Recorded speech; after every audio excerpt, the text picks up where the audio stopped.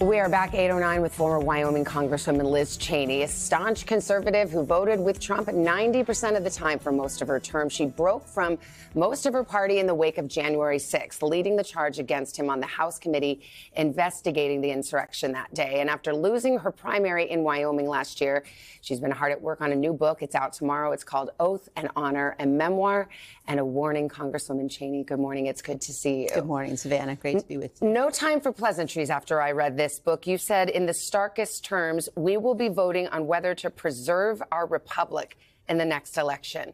You think this is a vote about whether or not we still have democracy in this country? It certainly is, you know, and Donald Trump has told us exactly what he will do. He will not abide by the rulings of the courts. He will certainly appoint people to office, whether or not they can be confirmed by the Senate. He has talked about using the military in terms that really are fundamentally un-American, including here in the United States. So it's a very dangerous moment, and it's a moment for people to understand that cannot be the path that we go down as a country. Just yesterday in an interview, you said fundamentally there's a choice to be made. You can't be both for Donald Trump and for the Constitution. You have to choose. Yeah. A vote for Donald Trump is unconstitutional, anti-American. Well, he won't support and uphold the Constitution. We've already seen what happened. He is the only president in American history who attempted to overturn an election, who attempted to seize power, to stay in power after he had lost.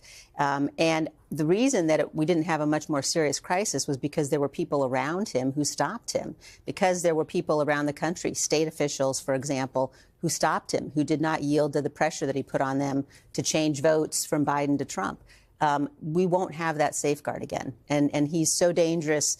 If you have a president who is unwilling to abide by the rulings of the courts, who's unwilling to uphold the Constitution, then there are no guardrails who can stop him. You've said we're sort of sleepwalking into dictatorship in the United States. Dictatorship.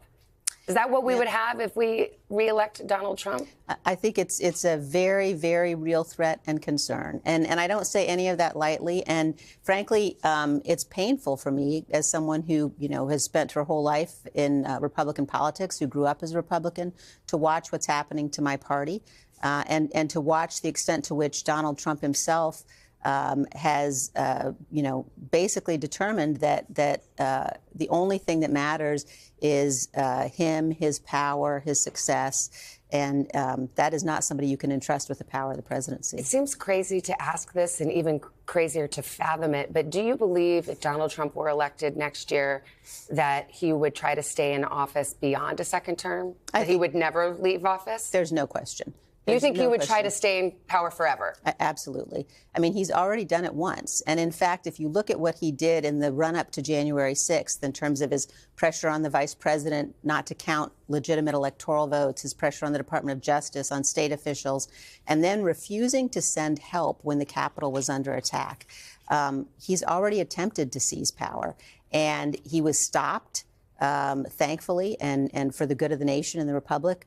But he said he will do it again. He's expressed no remorse for what he did. What about those people who say, well, OK, fine, but there were checks and balances. We have the two co-equal branches of Congress. We had a handful of individuals at the Justice Department. The former vice president refused to go along. So we'll be all right. Well, I think that... Can we survive another... Can America survive Donald Trump? That's a really, the notion that we would be okay, I think, is naive. Because if you look at, for example, the Republicans who are in control of Congress today, they are collaborating with Donald Trump. You cannot count on a House of Representatives led by somebody like Mike Johnson to stop this president. You can't count on a Senate of Josh Hawley's and Mike Lee's to stop Donald Trump. I was going to ask you about that because I read this book. It was written well before the latest speaker's race. You devote many, many pages to this previously sort of unknown Congressman Mike Johnson, and you single him out as somebody who was, quote, destructive and who played a big role in misleading other members of your party. And now this Mike Johnson is Speaker of the House. What did you think when you saw this is who your former colleagues elected to the speakership? You know, I think that it's dangerous for the country. I think that many of them did not understand in detail the role that he'd played. You know, Mike was a friend of mine. We were elected together.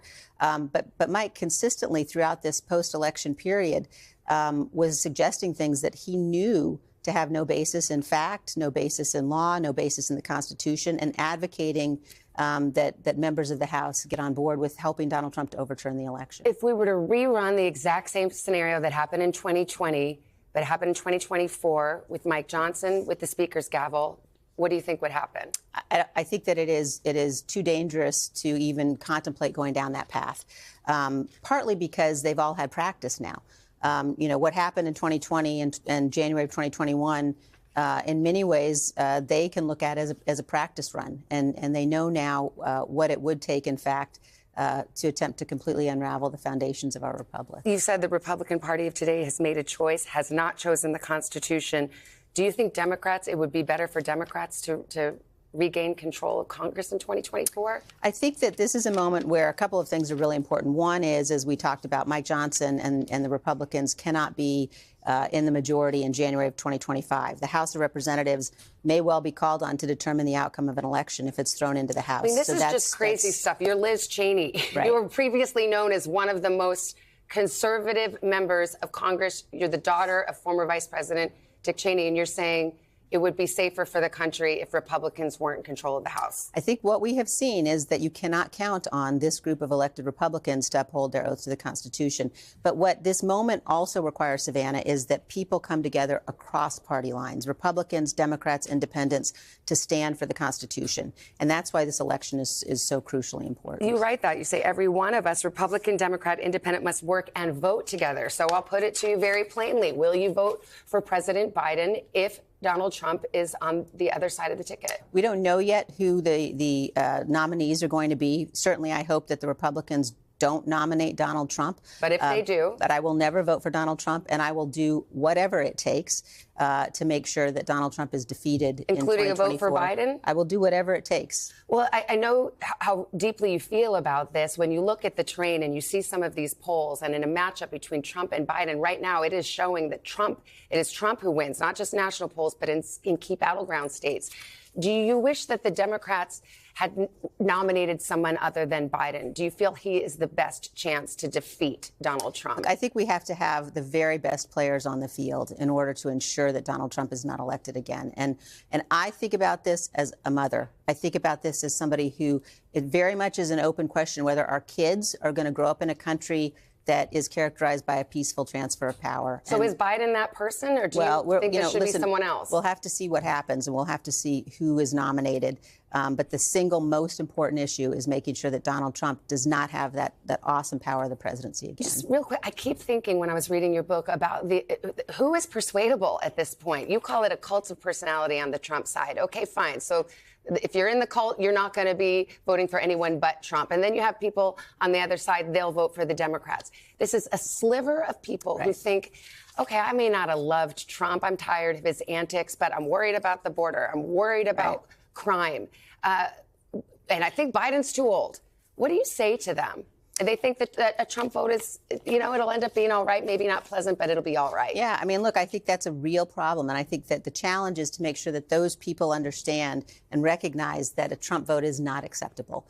I hope that there are options and alternatives that reflect the important challenges that we're facing and that reflect leadership to meet those challenges. But that choice can never be Donald Trump, because a vote for Donald Trump may mean the last election that you ever get to vote in. And again, I don't say that lightly, and I think it's heartbreaking that that's where we are. But people have to recognize that a vote for Donald Trump is a vote against the Constitution. Real quickly, you have not ruled out running for president yourself. Do you envision something where you run with the Democrat and do some kind of unity ticket? I'm going to decide over the course of the next couple of months, and it will certainly depend upon where it looks like things are going with the nominations of both parties.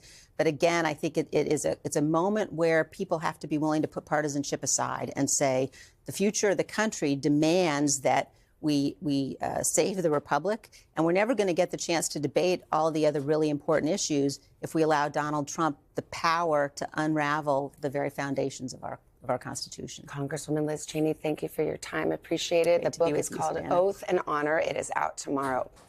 Hey, thanks for watching. Don't miss the Today Show every weekday at 11 a.m. Eastern, 8 Pacific on our streaming channel, Today All Day. To watch, head to today.com/allday or click the link right here.